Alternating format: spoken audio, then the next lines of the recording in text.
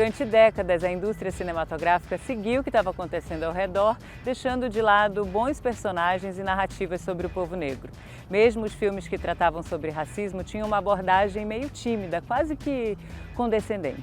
Claro que muitos avanços precisam ser feitos, mas hoje, principalmente depois do movimento Vidas Negras Importam, a gente já percebe um cenário bem mais aberto, mais inclusivo.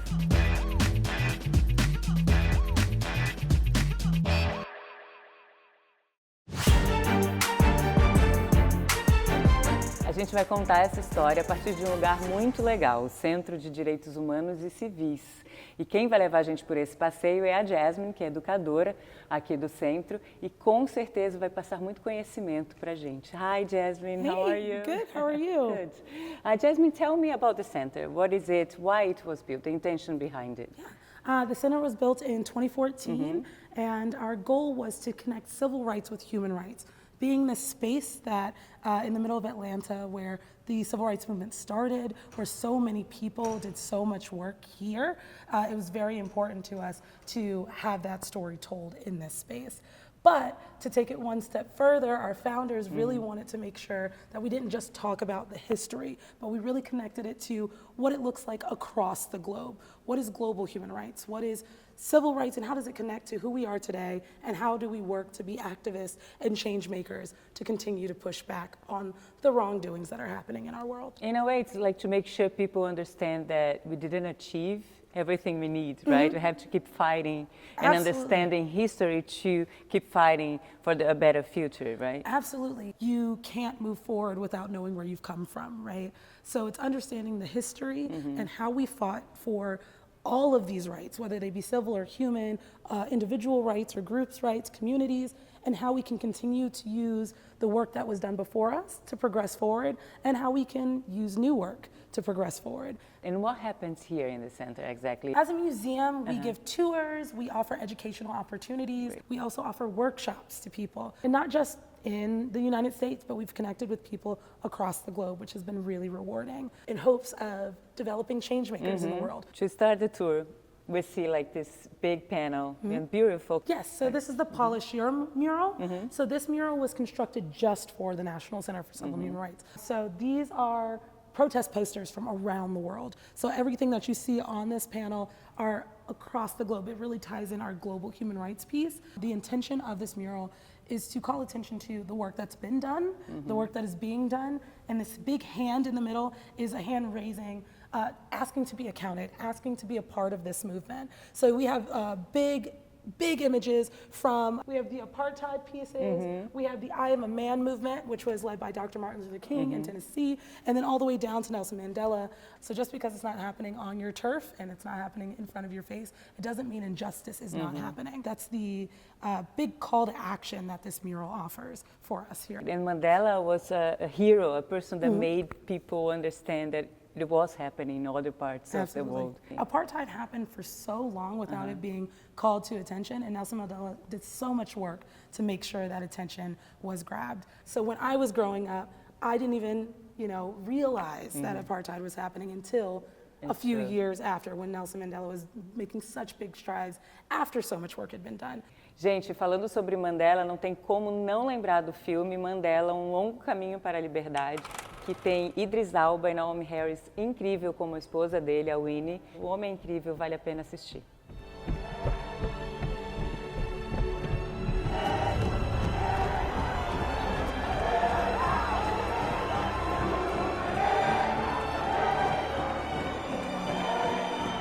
Somebody watch me!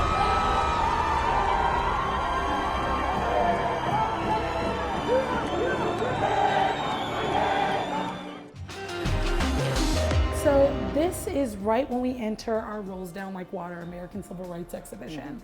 So we're walking in here and we're funneling in, and the idea is that we can see how the white people in the early 1950s are living. So this is middle-class white Americans in the South. And to my other side, on my left, we see how the middle-class African-American community is living. And we see that these people are thriving, both sides, living their own lives, enjoying baseball games, parades, family gatherings. But the intention of this space is to remind you that they were separated.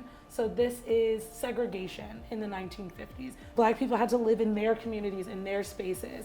White people, of course, had access to black communities, but didn't want to go there, right? So they're living in completely separate spaces. So even though it looks like these lives are being lived in these very productive, affluent ways, there is a really harsh reality of what's happening. And that's why now we talk about equity rather than equality, because equity is recognizing that people do start from behind and trying to get them, push them forward so that they can be as affluent as the people who are already ahead, rather than equality, which is this idea that, oh, if we give people the same resources, so if we put black students in schools that white students go to, they're going to have the same advantages, which is, we realize very quickly, it has to start in the back, right? Absolutely. Talking about school, it reminds me of a movie called Hidden Figures. Do you like that movie? Yes, I love that movie.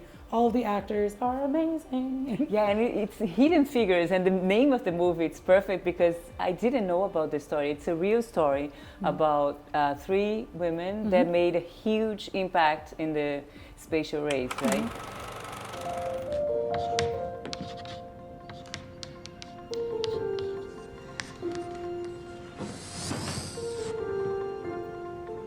If the product of 2 terms is 0, then common sense says at least one of the 2 terms has to be 0 to start with.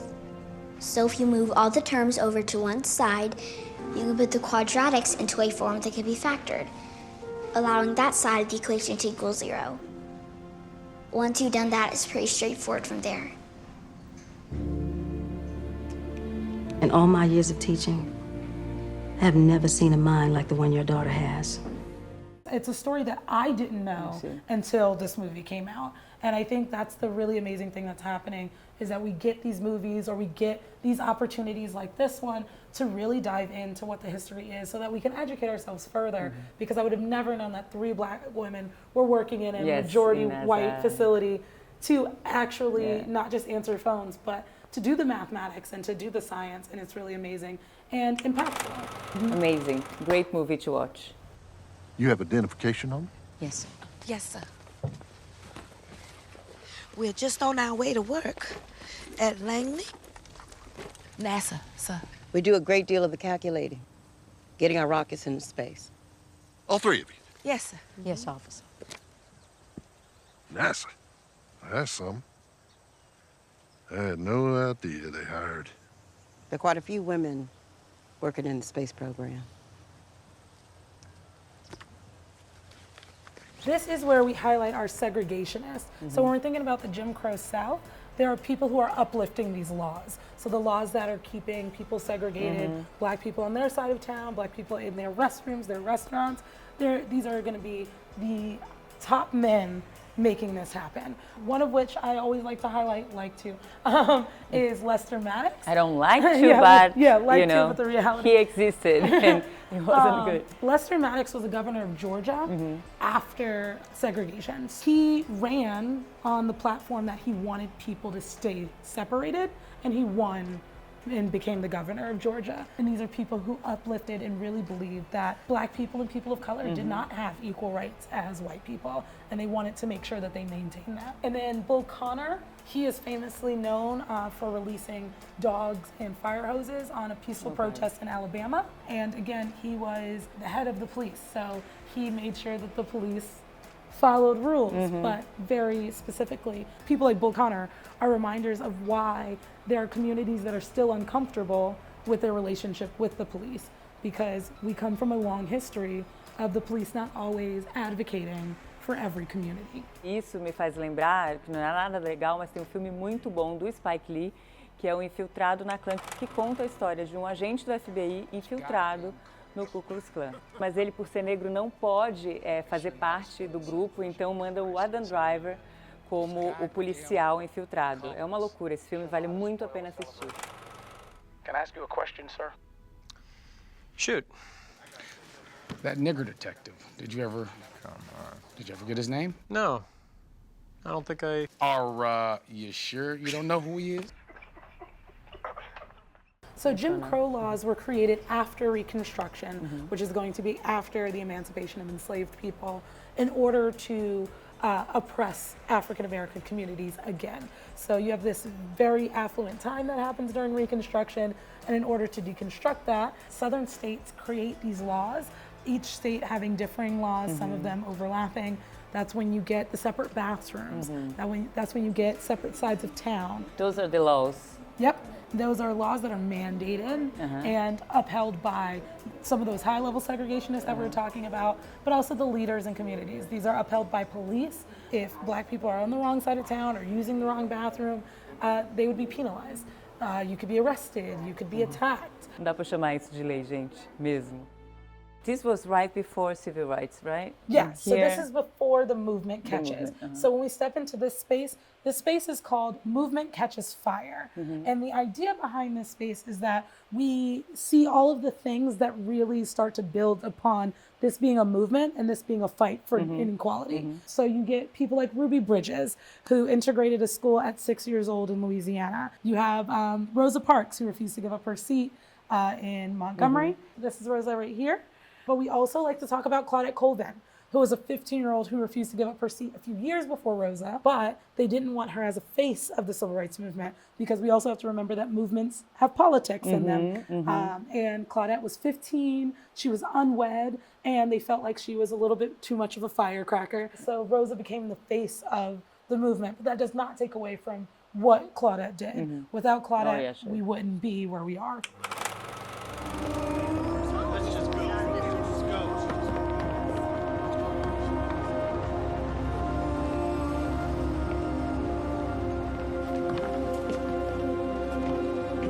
Sitting in the colored section.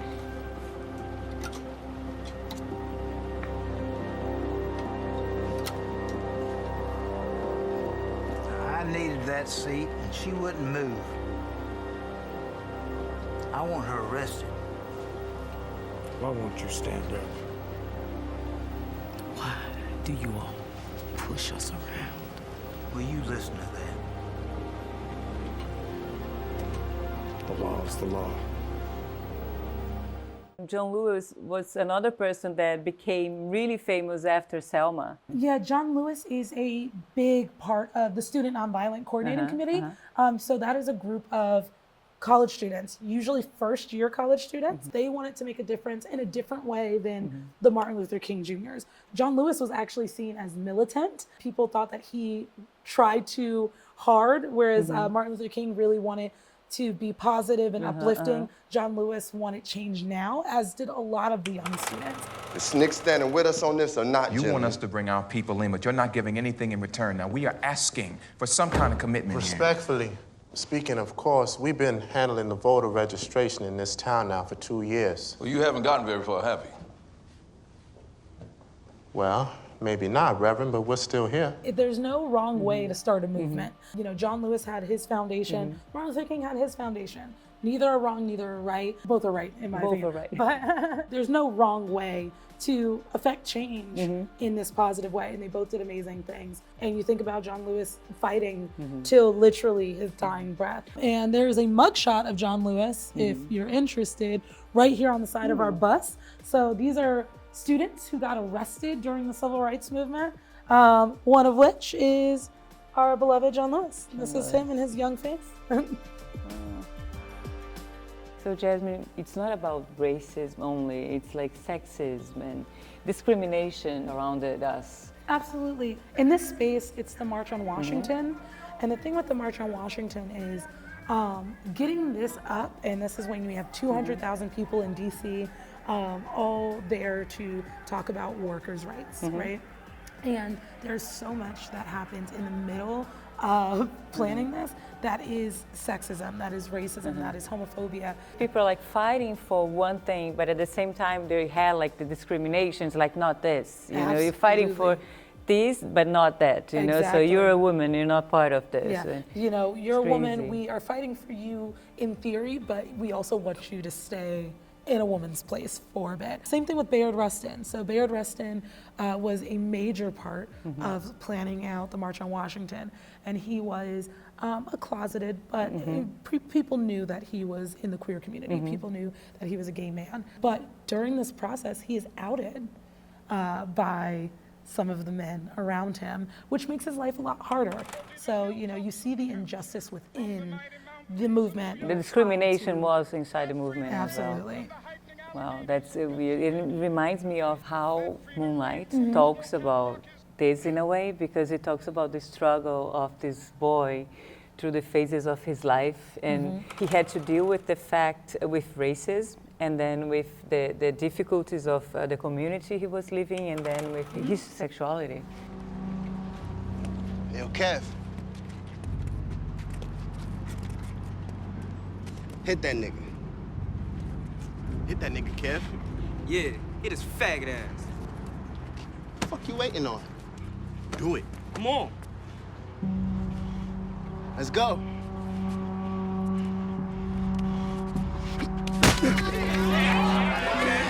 Yeah. You like that, Sharon? And we want to be honest about all of the pieces that go into this. Yes, this was a beautiful moment, and this is where Martin Luther King gives his iconic I Have a Dream speech. I have a dream today. But also, you have John Lewis. They wanted him to alter his speech because they felt like his speech was too attacking. So it's the idea of silencing young people. And you have silencing women and silencing gay people. There are so many things happening underneath. So we try to make sure that we highlight all of it. You can have a beautiful moment, but you can also recognize the injustices that are happening within it. I am happy to join with you today in what will go down in history as the greatest demonstration for freedom in the history of our nation.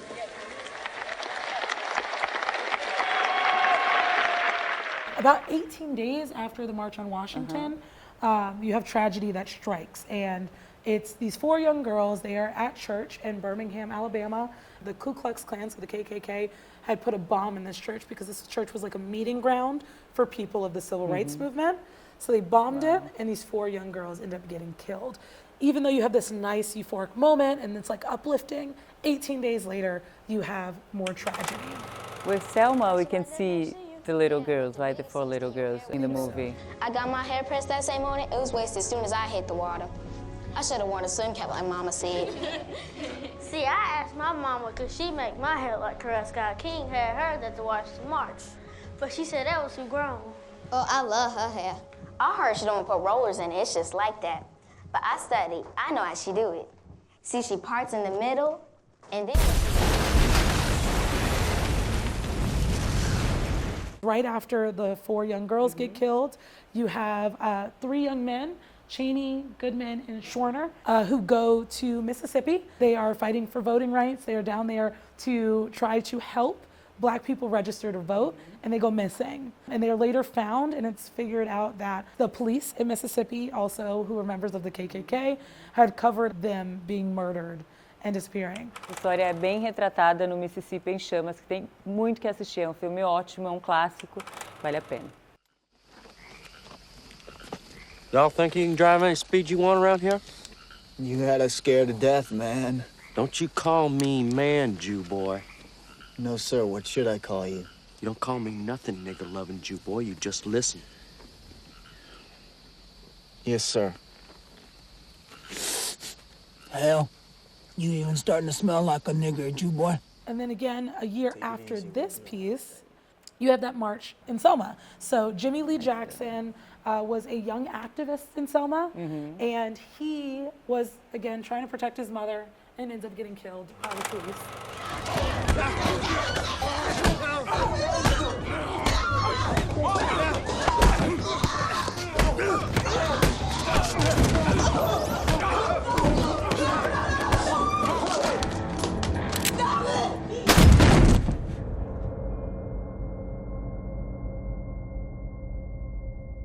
The community in Selma decided to stage this march for him. So the idea was they were going to march from Selma to Montgomery on foot. And the first time they tried, that is when you see those famous images of Bloody Sunday, which is when people are beaten and brutalized and gassed by cops to not cross the Edmund Pettus Bridge.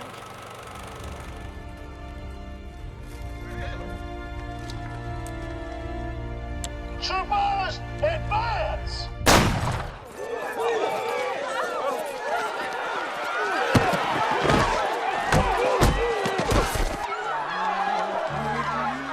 The second time, they are stopped, but by Martin Luther King Jr. because he says, hey, I have an idea, we're going to get the National Guard involved, let's hold out. Let's wait. And then exactly. And then the third time, they actually get to Montgomery.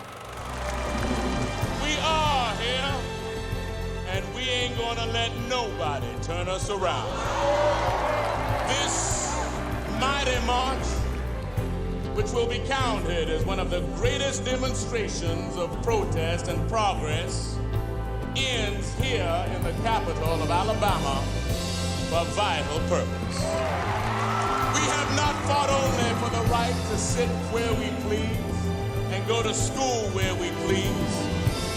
We do not only strive here today to vote as we please, but with our commitment, we give birth each day to a new energy that is stronger than our strongest opposition. And I think movies like this and stories like Mississippi Burning, Selma, they're important because even in our schools, we lapse over the uncomfortable history a lot of times. So it's nice to have institutions like this, but it's also really nice to have movies and spaces where you talk about and bring out the history that no one would know. His troop is marching on. Glory, hallelujah. Glory, hallelujah. Glory, hallelujah. His troop is marching on. Jasmine, can you talk to me about Martin Luther King? Why he became the person he became, like the hero? Yeah, I think that a lot of people were looking for a leader, right? They were looking for someone that they could say did all of this work, and Martin did a lot of amazing things. He took the work that they were doing and he turned it into legislation a lot of times. However, I think what's most interesting about him being such an icon now is that he never wanted it. In the space that we're in right now, it's his funeral after he's killed, and at his funeral they play this speech or sermon that he did, is the last sermon he did at Ebenezer Baptist, which is his father's church, and it was called the Drum Major Instinct. And he says, when I die, don't remember me as this amazing person, Martin Luther King Jr. Remember me as a man who just wanted to fight for peace, a man who wanted to fight for justice. I'm just any other person. So he really wanted to keep his humanity after his death, and ironically, he was turned into a figure. The hero of the whole movement. Those that have gone before us say, no more, no more. That means protest, that means march, that means disturb the peace, that means jail, that means risk, and that is hard. We will not wait any longer. Give us the vote. That's right, no more. We're not asking, we're demanding. Give us the vote! But talking about heroes, we have Malcolm X as well, right? Why he's not like the person in the movement? Martin Luther King Jr., his basis was nonviolence. If you were attacked and things like that, the other people look monstrous and aggressive. Again, there's no wrong way to do a movement. Malcolm X believed that if I need to protect myself, if someone comes into my community and attacks my family, I should be able to protect myself. They were fighting for the same goals, but they were on opposite ends of the spectrum. The Honorable Elijah Muhammad is trying to teach you and I that just as the white man, and any other man for that matter on this earth, has the God-given right, the human right, the civil right, the natural right, and any other kind of rights you can think of to protect himself, just as this white man has the right to defend himself, we have the right to defend ourselves too. This is only natural. This is what the Honorable Elijah Muhammad is trying to teach you and I. He's not teaching us to hate the white man. He's teaching us to love ourselves. So this space is called Requiem. So this is where we pay homage to the people, or some of the people that we lost during the Civil Rights Movement. So Jimmy Lee Jackson that I mentioned earlier, or the 3 men from Mississippi, or the 4 girls from Birmingham, they're all referenced in this space. And also we have this big wall, which are civil rights laws. So these are all the laws that had to be passed from the early 1950s to the early 2000s for us to have our lives the way they currently are. In this list are the laws prohibiting interracial marriage were deemed unconstitutional in 1967, which is based off of the Loving versus Virginia case. There's a movie called Loving, where Mildred is played by Ruth Negga, who actually was nominated for the Oscar, and Richard is played by Joel Edgerton. It's an amazing movie, really, really sad story. Mr. Chief Justice, may it please the court. What is the danger to the state of Virginia of interracial marriage?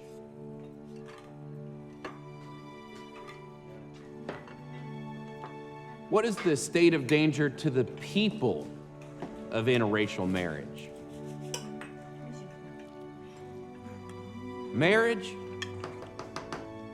is a fundamental right. So it was a real story, right, where like this couple from Virginia had to go to Washington in order to get married. Yes, so that was part of that process, and then they had to battle for it with the Supreme Court. So we're still working on making sure that all of the laws, state and federal, are just and that they're not infringing on somebody's human rights. By the power vested in me by the District of Columbia, I now pronounce you husband and wife. Jasmine, what about this place? So this is our shared accomplishments gallery. So this is the moment where we tie in our civil rights with our human rights. We have videos and images from protests globally, just to remind us that this fight is still ongoing and that we're still doing the work and that we're not the only ones doing the work. So yeah, it ends with a Martin Luther King quote, a very famous quote that is, "Injustice anywhere is a threat to justice everywhere." Just because it's not happening to us doesn't mean that it is not something that we should be fighting for and that we should make sure that we're advocating for all people at all times.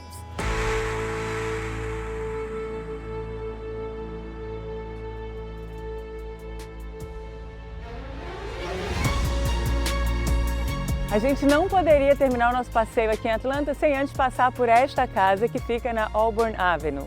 Aqui nasceu em 15 de janeiro de 1929 um rei, King Martin Luther King Jr. Todos que passam por aqui lembram desse homem e das suas conquistas.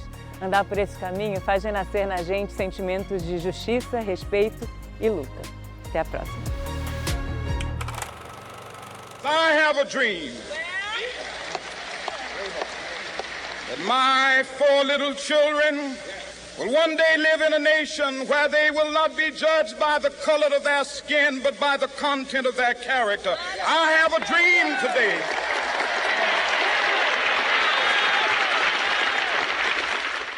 E mesmo os filmes que tratavam sobre Claro que muitos avanços precisam ser feitos ainda, mas hoje, principalmente depois do movimento Black Lives Matter, a gente já percebe uma mudança de cenário para uma área mais... Tá, mas hoje, principalmente depois do movimento Black Lives Matter, não sai. É claro que muitos avanços ainda precisam ser feitos, mas hoje, depois do movimento Black Lives...